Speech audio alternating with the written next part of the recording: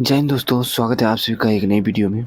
इस वीडियो में हम बात करेंगे एडुटेरिया करंट अफेयर्स की, जिसमें हम कवर करने वाले हैं एडुटेरिया करंट अफेयर्स जो कि 1 अप्रैल 2022 से लेके 1 अप्रैल 2023 के बीच में।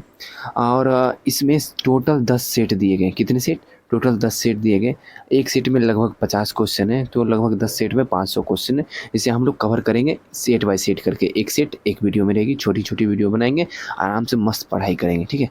और उससे भी बेहतर बात यह है कि अगर इसका पीडीएफ चाहिए आपको, तो आप मेरे टेलीग्राम चैनल से जुड़ जाइए। टेलीग्राम चैनल से जुड़ने के लिए कुछ खास बात नहीं है, सिंपल सी बात है। टेलीग्राम पे जाके अगर आप सर्च करते हैं super cop RJ, SUPER space COP space RJ, तो सबसे फर्स्ट में ही आ जाएगा, क्योंकि यूनिक नेम है, किसी और का कोई चैनल का नाम नहीं है, सिर्फ अकेला नाम है।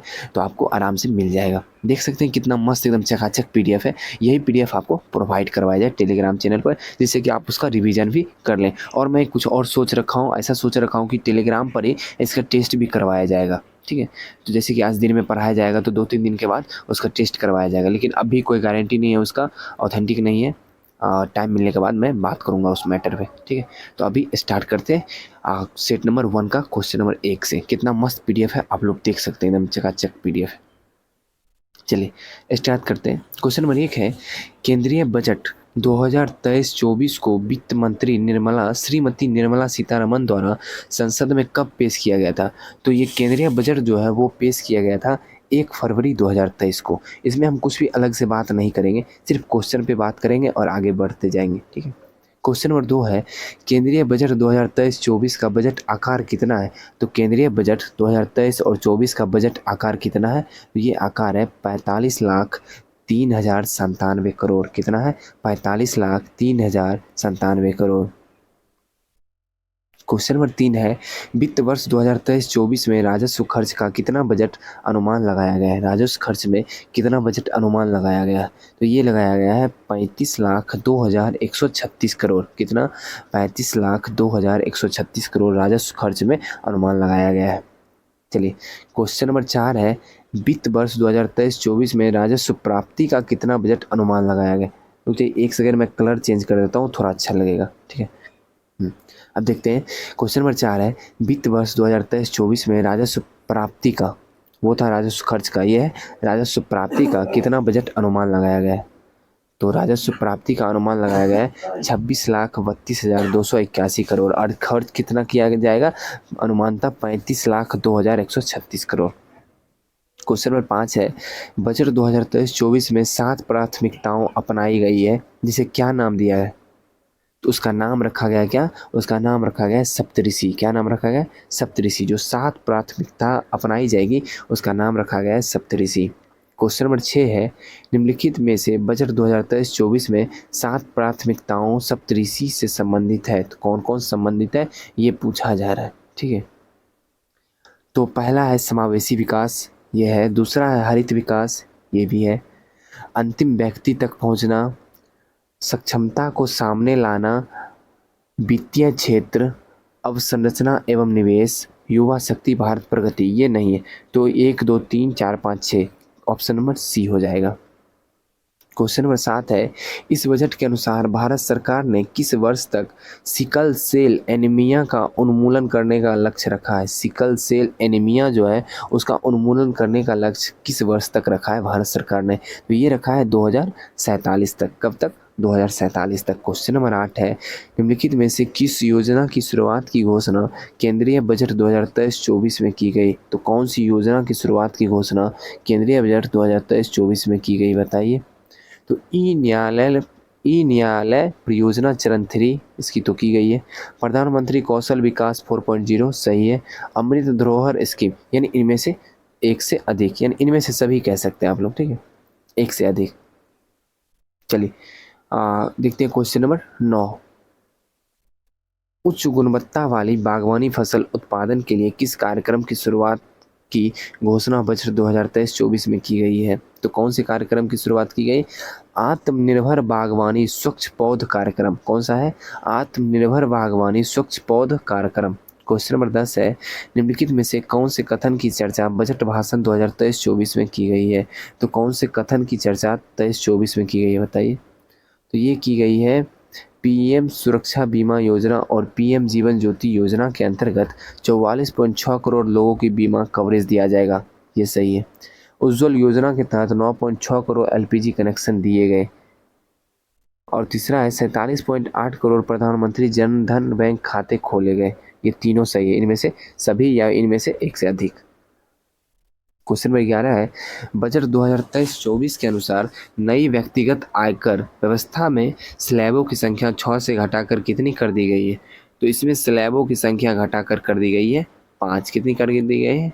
5। क्वेश्चन नंबर 12 है बजट 2023-24 में शहरी अवसंरचना विकास निधि UIDF की स्थापना की बात की गई है। इस निधि का प्रबंधन किस बैंक द्वारा किया जाएगा? तो इस निधि का प्रबंधन राष्ट्रीय आवास बैंक द्वारा किया जाएगा। किसके द्वारा? राष्ट्रीय आवास बैंक द्वारा। क्वेश्चन नंबर 13 है इस बजट के अनुसार 5G सेवाओं पर आधारित एप्लीकेशन विकसित करने के लिए कितने लैब्स स्थापित किए जाएंगे? तो इस बजट के अनुसार 5G सेवाओं पर आधारित एप्लीकेशन विकसित करने के लिए कितने लैब्स? तो इसमें किए जाएंगे 100 लैब्स। कितने? 100 लैब्स स्थापित किए जाएंगे। क्वेश्चन नंबर 14 है सरकार अगले 3 वर्ष में कितने किसानों को प्राकृतिक खेती अपनाने के लिए प्रोत्साहित करेगी और उनकी सहायता करेगी? तो कितने किसानों को? 1 करोड़ किसान को। कितने? 1 करोड़ किसानों को अगले 3 वर्ष में प्राकृतिक खेती अपनाने एवं प्रोत्साहित करने की सहायता करेगी। चलिए क्वेश्चन नंबर 15 देखते हैं कुशल युवाओं को अंतर्राष्ट्रीय अवसर उपलब्ध कराने के लिए सरकार ने कितने स्किल इंडिया इंटरनेशनल सेंटर स्थापित करने के 2023-24 बजट में घोषणा किया है? बताइए। स्किल इंडिया इंटरनेशनल सेंटर, जिसमें 30 कितने 30 स्किल इंडिया इंटरनेशनल सेंटर स्थापित करने की बात की गई है। क्वेश्चन नंबर 16 देखते हैं भारत में मोटे अनाज श्री अन्न के लिए वैश्विक केंद्र बनाने उद्देश्य से किस उत्कृष्टता केंद्र को बढ़ावा दिए जाने की घोषणा सरकार ने बजट 2023-24 में की है? बताइए। तो ये किए हैं भारतीय मोटा अनाज या बाजरा अनुसंधान संस्थान हैदराबाद को। किसको? भारतीय मोटा अनाज या बाजरा अनुसंधान संस्थान हैदराबाद। नेक्स्ट क्वेश्चन देखते हैं क्वेश्चन नंबर 17 बजट 2023-24 से संबंधित निम्न में से कौन सा कथन सत्य नहीं है? कौन सा कथन सत्य नहीं है ये पूछा जा रहा है। ठीक है, तो देख लेते हैं। 6,000 करोड़ रुपये के निवेश से पीएम मत्स्य संपदा योजना की एक नई उपयोजना शुरू की जाएगी। ये तो सत्य है। सरकार को सबसे ज़्यादा धन जीएसटी से आता है। ये गलत। सरकार को सबसे ज़्यादा खर्च केंद्रीय क्षेत्र की योजना पर करना पड़ता है। ये भी गलत। इनमें से एक से अधिक। तो इसका आंसर क्या आ जाएगा? इनमें से एक से अधिक। ठीक है, ये सत्य नहीं असत्य पूछ रहा था, तो ये दोनों असत्य है, तो इसलिए असत्य 2 हो गया, इसलिए इसका ऑप्शन नंबर डी आंसर हो जाएगा।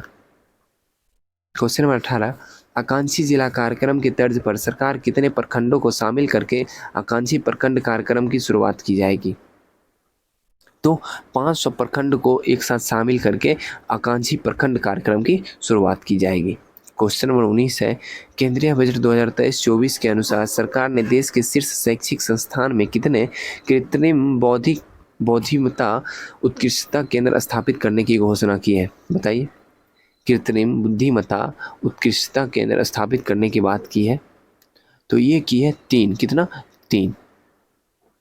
क्वेश्चन नंबर 20 बजट में चर्चा किया गया आई गॉट कर्मयोगी क्या है? तो बजट में जो चर्चा किया गया है आई गॉट कर्मयोगी, ये क्या है? बताइए।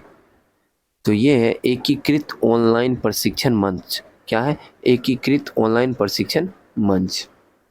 क्वेश्चन नंबर 21 है वित्तीय वर्ष 2023-24 के लिए रेलवे का पूंजीगत परिव्यय कितना रखा गया है? तो वित्तीय वर्ष 2023-24 के लिए रेलवे का पूंजीगत परिव्यय कितना रखा गया है? तो ये रखा गया है 2.4 लाख करोड़। कितना? 2.4 लाख करोड़। क्वेश्चन नंबर 22 है सरकार द्वारा कारोबारी सुगमता को बढ़ावा देने के लिए बजट 2023-24 में निम्न में से क्या निर्णय लिया गया है? जिसमें से क्या निर्णय लिया गया है ये पूछा जा रहा है। तो 39,000 से अधिक अनुपालनों को कम करना, ये सही है। 3400 से अधिक विधिक उपबंध को अपराध की श्रेणी से हटाया जाना, ये भी सही है।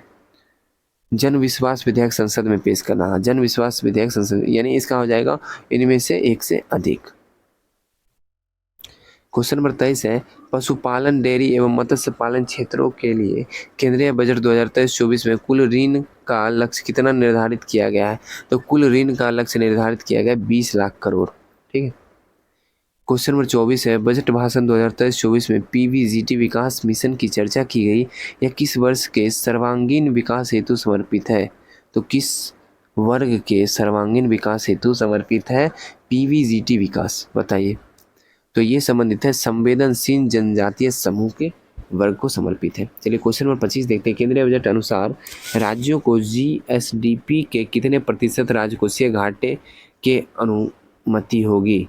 कितने प्रतिशत राजकोषीय घाटे की अनुमति होगी राज्य को? ये होगी 3.5%। क्वेश्चन नंबर 26 देखते हैं। बजट के अनुसार किस क्षेत्र के लिए डिजिटल पब्लिक इंफ्रास्ट्रक्चर का निर्माण किया जाएगा? तो बजट के अनुसार डिजिटल पब्लिक इंफ्रास्ट्रक्चर का निर्माण किस क्षेत्र के लिए किया जाएगा?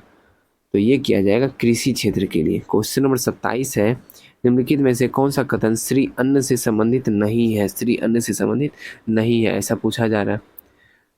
तो भारत श्री अन्न का सबसे बड़ा उत्पादक है, ये तो है, सही बात है। चलिए, संयुक्त राष्ट्र संघ वर्ष 2023 को मोटे अनाज का वर्ष घोषित किया गया, ये भी सही है। और औसत्य पूछा जा रहा है, यानी संबंधित नहीं है। तो भारत श्री अन्न का सबसे बड़ा निर्यातक है, ये गलत है, यानी इसका आंसर हो जाएगा option number C. Question number 28 है, बजट में चर्चा किया गया मिष्टी पहल किससे संबंधित है? तो मिष्टी पहल किससे संबंधित है, बताइए। मिष्टी पहल संबंधित है तटीय रेखा पर मैंग्रोव पौधा रोपण संबंधित। किससे है?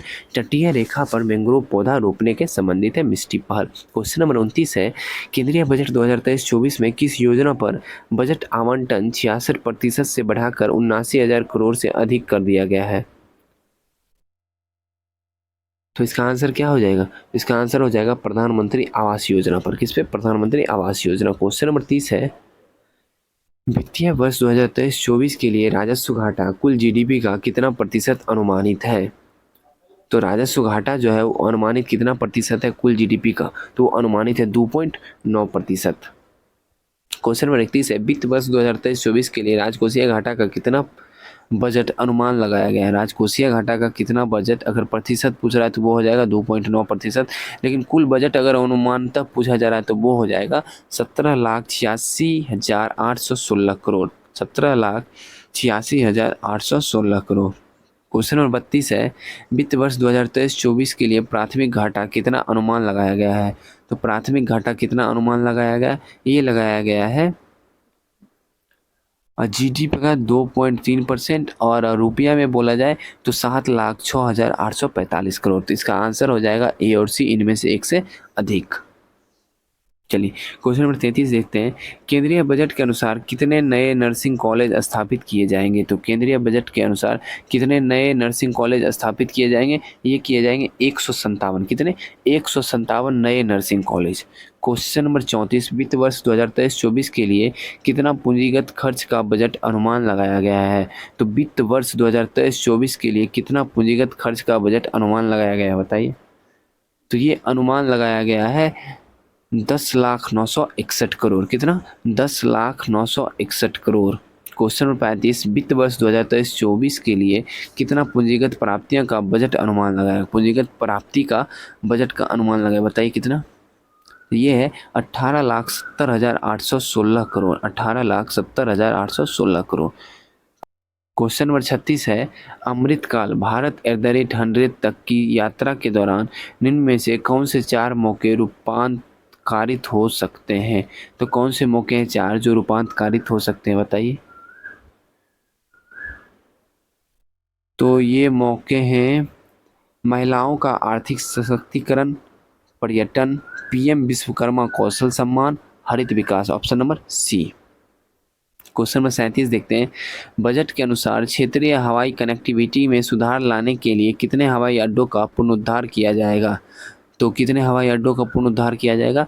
50 हवाई अड्डों का। क्वेश्चन नंबर 38 है, राष्ट्रीय हाइड्रोजन मिशन की मदद से 2030 तक कितना मिलियन मीट्रिक टन वार्षिक उत्पादन का लक्ष्य रखा गया है?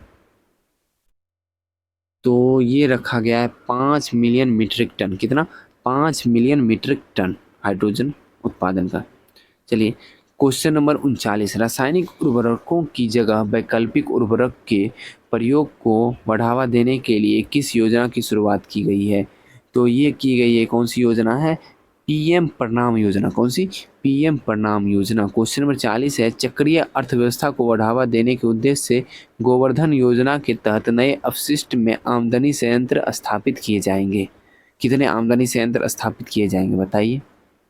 तो ये स्थापित किए जाएंगे 500। कितने? 500। क्वेश्चन नंबर 41, केंद्रीय बजट 2023-24 के अनुसार अगले 3 वर्षों तक किस योजना के तहत सरकार आर्द्र भूमि तथा जैव विविधता को बढ़ावा देगी? तो ये बढ़ावा देगी कितने? अमृत धरोहर योजना के तहत। ठीक है। क्वेश्चन नंबर 42 है, बजट में चर्चा किया गया स्किल इंडिया डिजिटल प्लेटफॉर्म का लक्ष्य क्या है? तो बजट में जो चर्चा किया गया स्किल इंडिया डिजिटल प्लेटफॉर्म के लक्ष्य क्या है? तो इसका लक्ष्य है मांग आधारित औपचारिक कौशल वर्धन सक्षम करना, एमएसएमई सहित नियोक्ताओं को साथ जोड़ना, उद्यमिता योजनाओं की सुलभता सुगम करना। ऑप्शन नंबर डी हो जाएगा, इनमें से एक से अधिक या इनमें से सभी। क्वेश्चन नंबर 43 है, चुनौती मोड के माध्यम से चुने जाने वाले कितने पर्यटन गंतव्य को घरेलू और विदेशी पर्यटक के लिए एक संपूर्ण पैकेज के रूप में विकसित किया जाएगा? तो कितने पर्यटकों को बताइए? तो ये विकसित किया जाएगा 50। कितने? 50। क्वेश्चन नंबर 44 है, पर्यटन से संबंधित किसकी चर्चा केंद्रीय बजट 2023-24 में की गई है? तो पर्यटन से संबंधित किसकी चर्चा की गई है? तो ये की गई देखो अपना देश पहल, स्वदेश दर्शन योजना, वाइब्रेंट विलेज प्रोग्राम। इनमें से सभी या इनमें से एक से अधिक। क्वेश्चन नंबर 45 देखते हैं, आज़ादी का अमृत महोत्सव के स्मरण स्वरूप अगले 2 वर्षों की अवधि मार्च 2025 तक के लिए किस नई लघु बचत योजना की शुरुआत की गई है? तो ये शुरुआत की गई है महिला सम्मान बचत प्रमाण पत्र। क्वेश्चन नंबर 46 है, जल जीवन मिशन के लिए वित्त वर्ष 2023-24 में कितने करोड़ का बजटीय प्रावधान है? ये प्रावधान है 70,000 करोड़ का। कितने का? जल जीवन मिशन के लिए 70,000 करोड़ का। क्वेश्चन नंबर 47, मनरेगा के लिए वित्त वर्ष 2023-24 में कितने करोड़ का बजटीय प्रावधान है? तो मनरेगा के लिए है 60,000 करोड़ का और जल जीवन मिशन के लिए 70,000 करोड़ का। क्वेश्चन नंबर 48 है, सरकार का लक्ष्य वर्ष 2025 तक स्वास्थ्य पर जीडीपी का कितना प्रतिशत खर्च करना है? तो स्वास्थ्य पर जीडीपी का कितना प्रतिशत? 2.5% यानी 2.5%। क्वेश्चन 49 है, सरकार सर्वाधिक खर्च किस मद पर करती है? तो सरकार सर्वाधिक खर्च करती है ब्याज अदायगी पर। ब्याज अदायगी पर। क्वेश्चन 50 है, नई कर व्यवस्था में उच्चतम अधिभार कर को 37% से घटाकर कितना कर दिया गया है? तो 37% से घटाकर कर दिया गया है 25%। तो ये जो सेट थी हमारी वो समाप्त हो चुकी है। आशा करता हूँ सेट बहुत अच्छा लगा होगा। ठीक है, तो सेट अच्छा लगा है तो वीडियो को लाइक कर दीजिएगा। चैनल पे नए आए हैं चैनल को सब्सक्राइब कर लीजिएगा, क्योंकि ये सेट जब स्टार्ट हो चुकी है तो कंटिन्यू एक दिन मतलब प्रत्येक दिन एक सेट आती जाएगी और 10 सेट मात्र है, उसे हम कवर कर लेंगे बहुत जल्दी। ठीक है, और ये सिर्फ एक एग्ज़ाम के लिए नहीं, सिर्फ बिहार एग्ज़ाम के लिए नहीं सपोर्टिव है, ये तो प्रत्येक एग्ज़ाम के लिए सपोर्टिव है, क्योंकि ये करंट अफेयर्स बहुत इंपॉर्टेंट है। और इसकी अगर आपको PDF चाहिए तो आप मेरे टेलीग्राम चैनल से जुड़ जाइएगा। टेलीग्राम चैनल से जुड़ने का सिंपल सा स्टेप है, सबसे फर्स्ट स्टेप है कि आप टेलीग्राम पे जाइए, सर्च कीजिए सुपर कॉप RJ, आपको फर्स्ट में ही आ जाएगा अपना ग्रुप, उसमें जाके जुड़ जाइए और वहाँ पे आपको ये PDF प्रोवाइड करवा दिया जाएगा। और दूसरा स्टेप है, इस वीडियो के डिस्क्रिप्शन में आपको लिंक मिल जाएगा, आप आराम से जुड़ जाइए, वहाँ पे आपको फिर से PDF मिल जाएगी। और तीसरा स्टेप है, इस वीडियो के कमेंट में भी आपको लिंक मिल जाएगा, आराम से आप जाके जुड़ सकते हैं। ठीक है, तो वीडियो अच्छी लगी है वीडियो को लाइक कर दीजिएगा, चैनल पर नए आए हैं तो सब्सक्राइब कर लीजिएगा, और भी दोस्त आपके जो पढ़ने वाले हैं उन्हें ज़रूर शेयर कर दीजिएगा। और मिलते हैं अगली वीडियो में। जय हिंद।